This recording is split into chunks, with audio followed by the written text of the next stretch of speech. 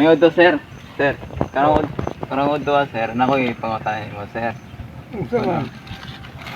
Sa pagkakuha mo sa katumbatan ang ta, sir.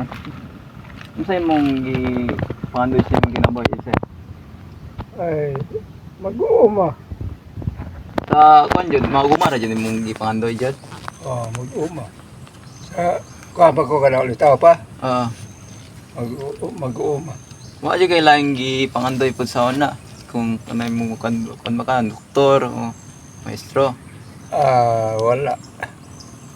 So karon sa karon nga nay mo kag mag-uma, sir, nga karon nay mo kag mag-uma, sa imong gi kuan jud kayo nga sa mga pagtanom diri, sa imong gibati sa imong kagulingon kuan na magpanikamot nimo ug na imong pagkuno para asa pa nimo puning kamot mo, sir. Hmm? Para kanang pagpaningkamot nimo karon para asa nimo na aron? Para sa imong pamilya ba o kuan? Para sa ako pamilya, alaalag. Ako ra. Mm. Nga sa imong pamilya karon, sir, nga kuan hintabang pabas na nimo ani. Ang akong mga pamilya, Mm. sa ulit tao pa sila. Tabang niyo sa kuha. Pero karon nga nagminyo na, Ano ka namin yun natin? Wala. may nagminyo na mong god. Sa kila, ha? So sa pananaw nimo si mong pananaw nimo karon sa mga batanon karon ug batanon sa una, sir. Lahi na karon. Unsa day kalayaan na ron? Karon, man ka nang gradual man di lahi po na ilang trabaho. Kung gawam ko grado di wag uuma. Kung matong i-bylaw, sir, kanang sa una nga kanang mga batanon sa una kung makagrado na sila, unsa mas sila tay? Ambot lang kay amo ko maswito ana kay sa bukid pa may puyo sa una. Okay lang.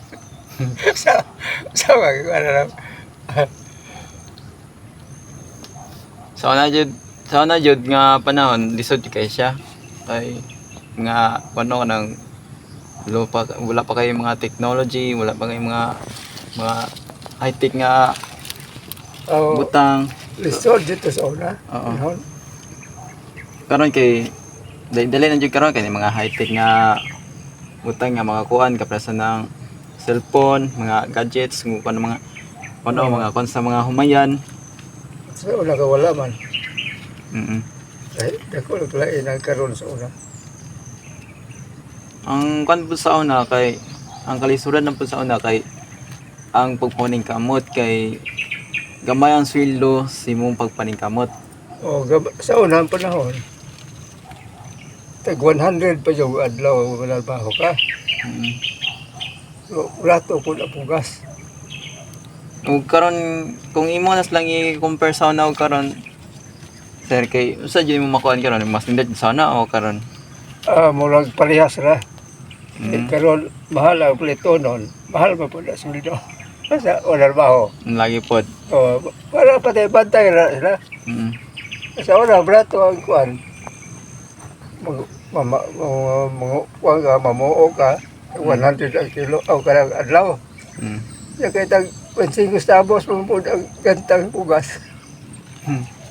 Pero kung kuan sa una kanang pila po na makuha nila sa isiglote, pila po mga kuan sa isiglote kung palit sila lote, sir?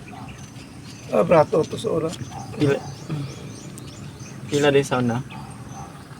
Kaya wa po ko ka palit lote sa una. Tagpila ka kay mo po tulit dito sa kakawag tulit dito sa payag.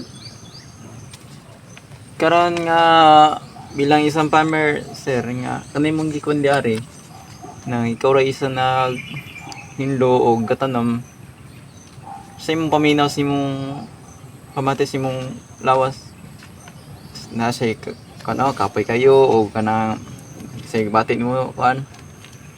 Yan naman yung trabaho. Oo. Pati yun, yung po tagakapoy. Oo. Pag di po kawo, pag di kawot, wala po kay pahimo. Mm. Di kawot yun, pag kapoy yun, pahaway. Sa, Nindot po dari kay kuan kay siya nang plastado kayo kay na dari mga kamating kahoy kanang mga kamanting, okra, saging ug alagbati ug panpot nga sibuyas. Nailahi po yung concern no kanang pagkatanom kanang dilang kan sa kuan. Garden lang siya. Malagamay lang po siya pero makabuhay na po niya eh. Pero na po yung mga rubber diri kanang mga guma.